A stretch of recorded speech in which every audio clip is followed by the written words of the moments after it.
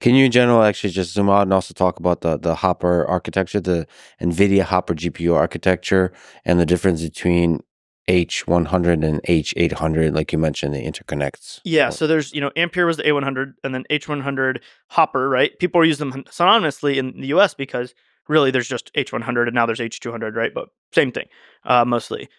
In China, there have been different salvos of export restrictions. So initially, the U.S. government limited on a two-factor scale, right, which is chip interconnect versus flops, right? So any chip that had interconnects above a certain level and flops above a certain floating point operations above a certain level was restricted. Later, the government realized that this was a flaw in the restriction, and they cut it down to just floating point operations.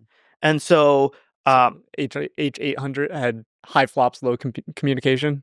Exactly. So the H800 was the same performance as H100 on flops, right? But it didn't. It just had the interconnect bandwidth cut. DeepSeek knew how to utilize this. Hey, even though we're cut back on the interconnect, we can do all this fancy stuff to figure out how to use the GPU fully, anyways. Right. Mm-hmm. And so that was back in October 2022. But later in 2023, end of 2023, implemented in 2024, the US government banned the H800. Right. And so, by the way, this H800 cluster, these 2,000 GPUs, was not even purchased in 2024. Right. It was purchased in late 2023. And they're just getting the model out now, right? Because it takes a lot of research, et cetera. H800 was banned. And now there's a new chip called the H20.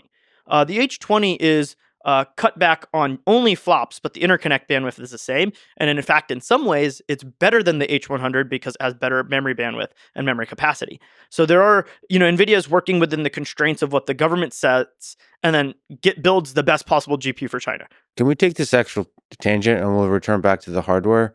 Is the philosophy, the motivation, the case for export controls? What is it? Dario Amodei just published a blog post about export controls. The case he makes is that if AI becomes super powerful, and he says by 2026 we'll have AGI or super powerful AI, and that's going to give whoever builds that will have a significant military advantage.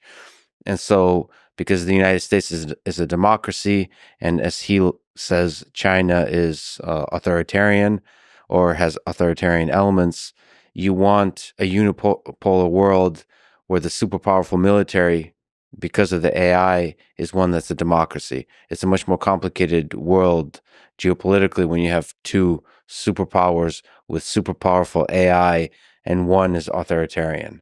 So that's the case he makes. And so we want to, the United States wants to use export controls to slow down, to make sure that China can't do these gigantic training runs that would be presumably required to build AGI. This is very abstract. I think this can be the goal of how some people describe export controls, is this super powerful AI. And you touched on the training run idea. There's not many worlds where China cannot train AI models. I think export controls are kneecapping the amount of compute or the density of compute that China can have. And if you think about the AI ecosystem right now, as all of these AI companies, revenue numbers are up and to the right. Their AI usage is just continuing to grow. More GPUs are going to inference. A large part of export controls, if they work, is just that the amount of AI that can be run in China is going to be much lower. So on the training side, DeepSeek V3 is a great example, which you have a very focused team that can still get to the frontier of AI on this 2,000 GPUs is not that hard to get, all considering in the world.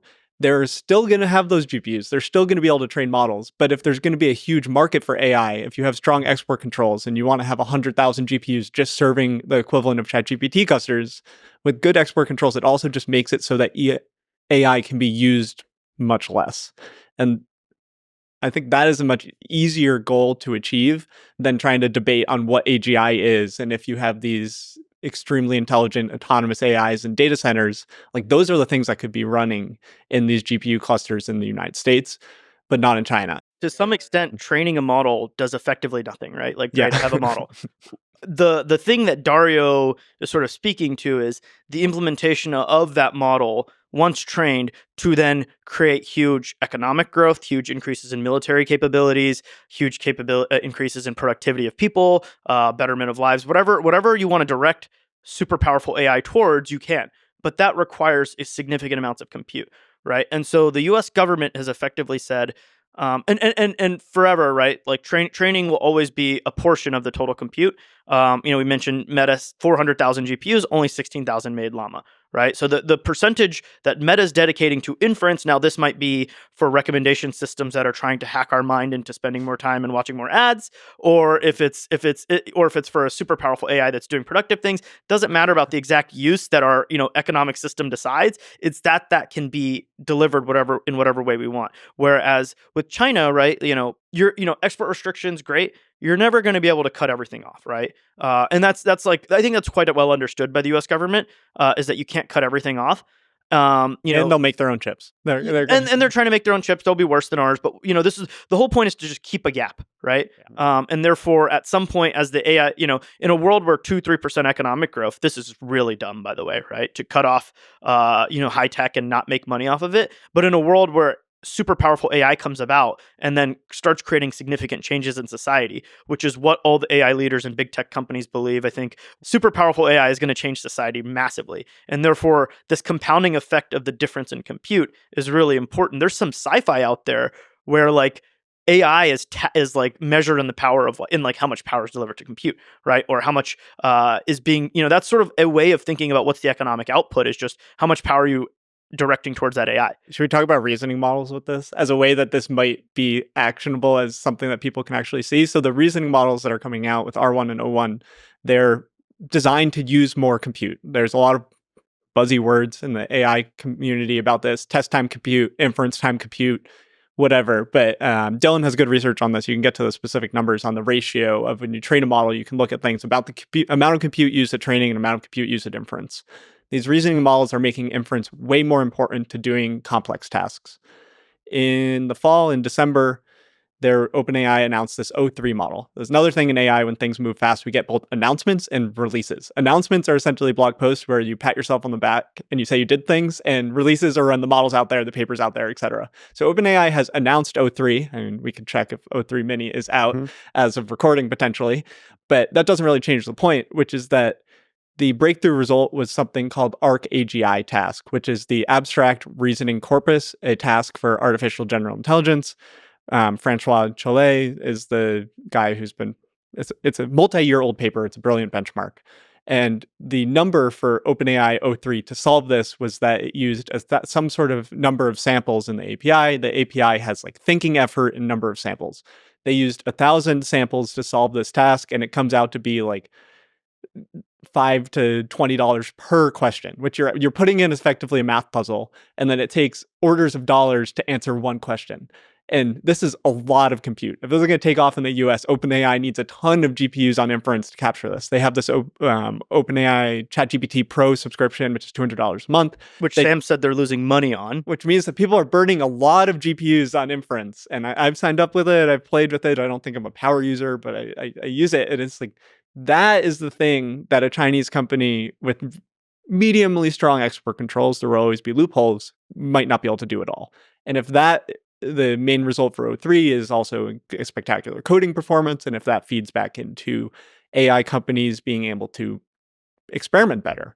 So presumably the idea is for an AGI, a much larger fraction of the compute would be used for this test time compute, for the reasoning.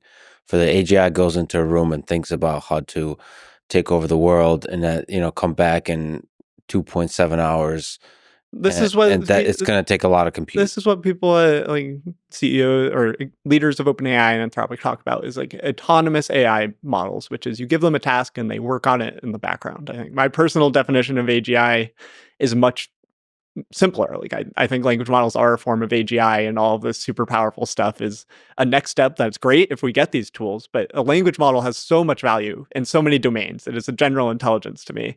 But this next step of agentic things where they're independent and they can do tasks that aren't in the training data is what the few-year outlook that these AI companies are driving for.